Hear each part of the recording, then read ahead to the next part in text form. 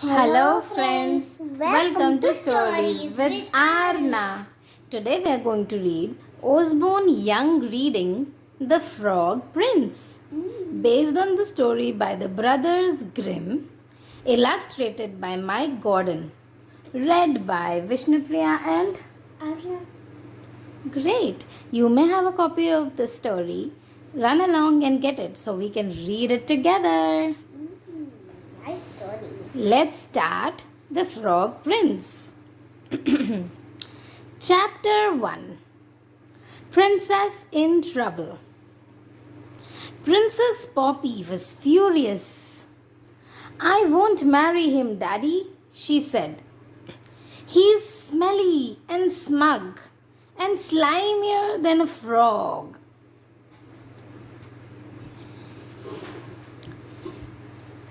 "You don't have to marry Prince Humperdinck now, darling," said her mother.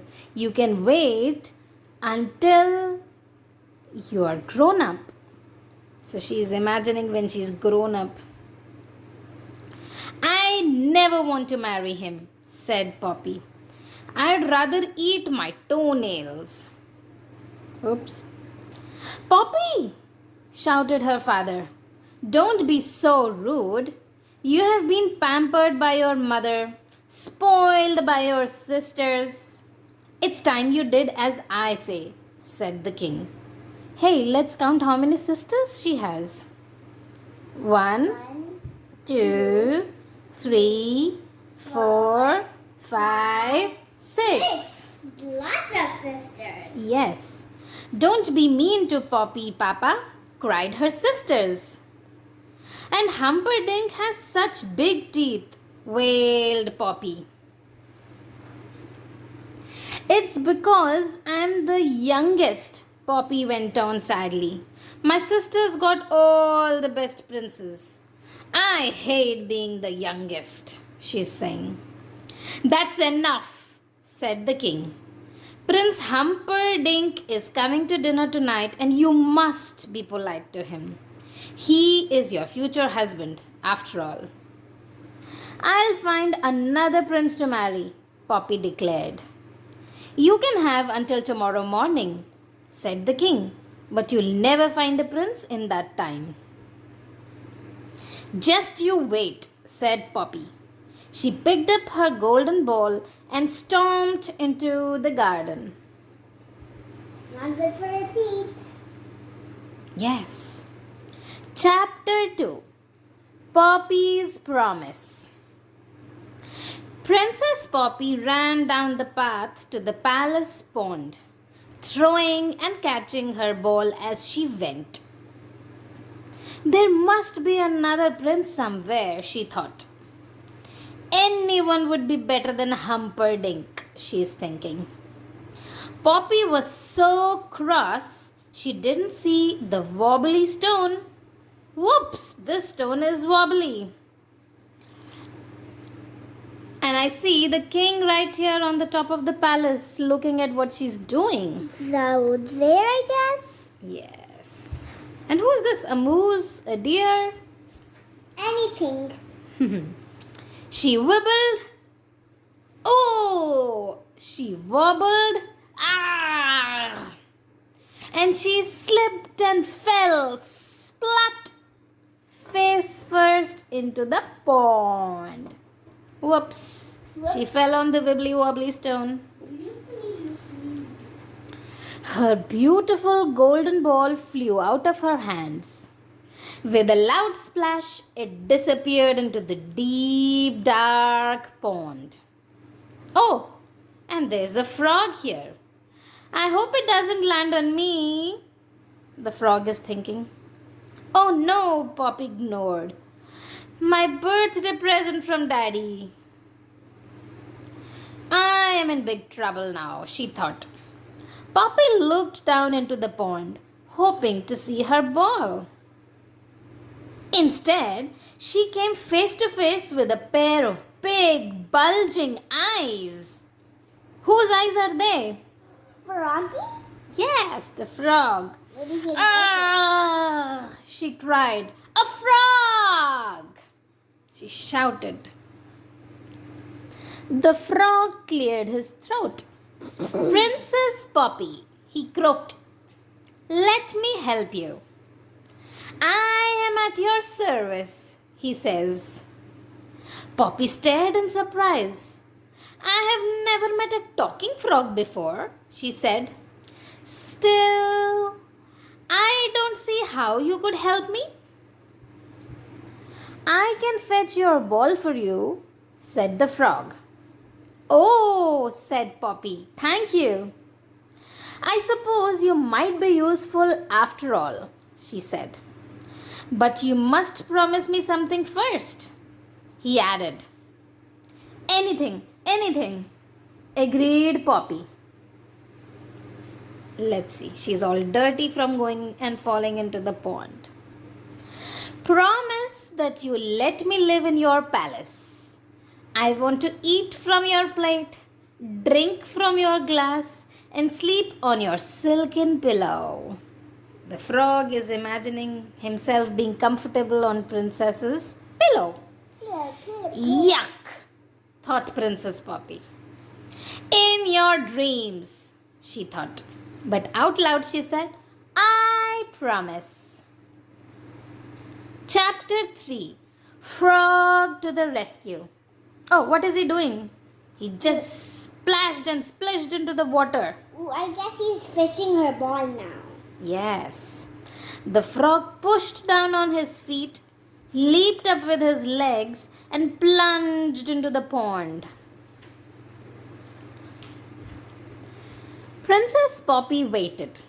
Suddenly, in the deep blue water, she saw a glimmer of gold. Ta-da! Said the frog. The frog rose out of the pond. Above his head, he held the golden ball. Hooray! Shouted Poppy. She snatched up the ball and raced back to the palace. Hey! The frog called after her. What about your promise? He's asking. But Poppy was already too far away to hear. The frog hopped as fast as he could, but he couldn't catch up with Poppy. Wait for me, he's shouting, but I think she has already left. Chapter 4, Into the Palace.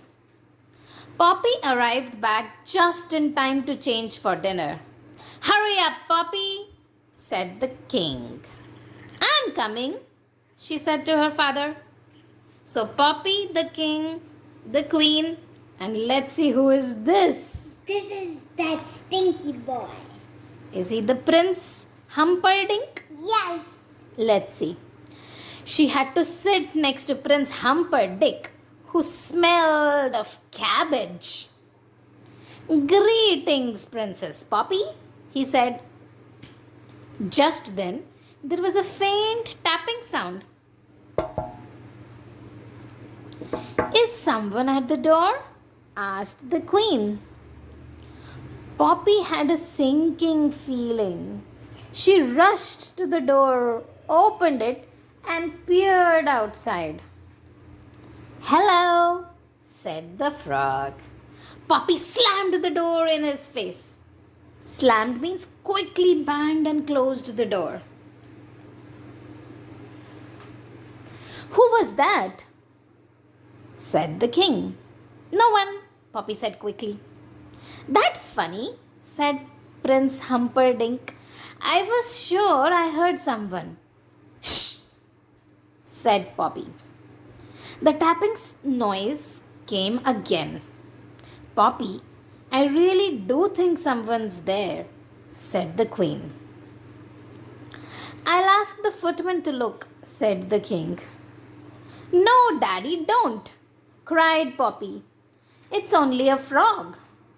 How horrible, said Prince Humperdinck. He rescued my golden ball from the pond, Poppy added. And I sort of said he could stay with me. She just blurted out to her parents. Then you must keep your word, bellowed the king. Let the frog in. I really rather you don't, said Prince Humperdinck. Oh, Daddy, I can't, said Poppy. He's so wet and warty. Poppy, said her father furiously, let that frog in right now. Poppy dragged her feet to the door, praying that the frog had gone. But as soon as she opened the door, the frog shut inside. Bonk, boink, jumping inside. That's funny. He followed Poppy all the way back to her chair. She could hear his wet feet going splat, splat, splat Splatter, splatter. on the floor behind her. Poor you! He's the slimiest frog I've ever seen, said one of the sisters. I thought I'd never make it, said the frog. Oh dear, said Prince Humperdinck. Suddenly I'm not very hungry. I think I might be allergic to frogs, said Humperdinck. Excuse me, said the frog, but Princess Poppy did promise that I could eat from her plate. May I sit at the table too? He asked. Certainly not, snapped Poppy crossly. Don't be so rude, said the king. The frog is our guest, he said. I am starving, said the frog. What's the first course? Cold watercress soup, said the king, smiling at him. Help yourself. This is the life. See, the frog is sitting inside the bowl of soup and eating and enjoying and relaxing inside the soup. The frog dived into Poppy's bowl. This is delicious, he cried between mouthfuls. I don't think I'm hungry anymore, said Poppy, as the frog slurped up the last of her soup. I think I'm going to be sick, said Humperdinck. Right, said the frog cheerfully. What's next? Poppy sighed miserably. What is the second course? She asked the maid. The maid began nervously. Come on, said the king. You must know what's for supper. Well, you see, your highness, said the maid went on. Cook didn't know about her extra guest. I'm afraid it's frog's legs. Oh, so their next course is frog legs. The frog gulped. I think I might skip this course, he said weakly. Poppy didn't usually like frog legs, but that night she had seconds. You must be full now, the frog said to her. Isn't it time for bed, princess? Said the frog. Oh no, cried Poppy. You are not coming anywhere near my bedroom. But you promised, said the frog. He's imagining himself to sleep on this comfortable cushiony pillow. You can carry me on a cushion, he said. Poppy looked at her father pleadingly. Come on, dear, said the queen. Don't make Poppy touch that green, slimy. The queen went on. Princesses don't break promises, interrupted the king sternly. Poppy took a deep breath. Then, stretching out her arm, she picked up the frog by one foot. Her sisters gasped. She touched him, mourned Prince Humperdinck, and fainted. Chapter 5 The Frog Prince. Poppy dropped the frog in the darkest, most distant corner of her room before climbing into bed. Oh, so she has put him in the corner of her room, far, far away from her. But Princess Poppy, said the frog, You promised I could sleep on your silken pillow. Poppy didn't answer. If you don't let me, the frog threatened, I'll tell your father. I have had enough, snapped Poppy. You're the meanest, ugliest, most horrible frog I have ever met. What's more, she added, if you mention my promise one more time, I'll throw you out of the window. No, you won't, said the frog. You wouldn't dare.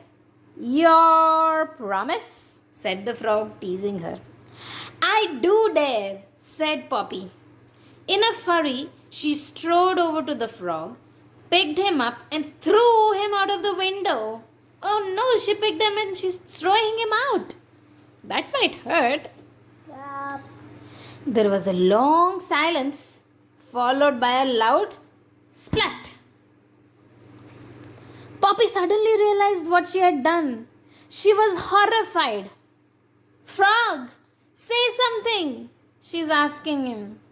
I hope I haven't killed him, she prayed, and raced down the stairs as fast as her legs could carry her. Outside, the frog was lying sprawled on the palace lawn. Poppy picked him up as gently as she could. Are you all right? She whispered. She's feeling bad and sorry for what she did. Yes, croaked the frog, carefully feeling his head. I didn't mean to hurt you, said Poppy. I'm so sorry. And she bent down and kissed him. There was a loud crash of thunder, followed by a shower of sparks. The frog had vanished. In his place stood a handsome young prince. At last, shouted the prince, I am human again. No more slimy skin, no more webbed feet, no more flies. One by one, the palace windows flew open and everyone looked out. What's going on? Yelled the king. I'm coming down. What happened to you? Poppy asked the prince. A wicked witch cast an evil spell on me, he said. I could only become human again if a princess kissed me. So it's because of me that you're a prince again? Said Poppy, feeling rather proud. Well, yes, said the prince. But you did throw me out of the window first. Still, said Poppy, there aren't many princesses who would kiss a frog. That's true. How can I make it up to you? Well, you could marry me, said the princess. Excuse me, said Prince Humperdinck, but Poppy is going to marry me. No, I am not, said Poppy. It hasn't been arranged yet. And Daddy, you did say I could find my own prince. That's true, said the king with a sigh. In that case, said the prince, getting down on one knee, if you promise not to throw me out of the window again, she's saying, I promise. Princess Poppy, will you marry me? I will, said Poppy, and she did. That was a nice story of the princess and the frog. I hope you enjoyed reading with us. Don't forget to subscribe and hit the bell icon so we can read more fun stories together. See you next time. Bye-bye.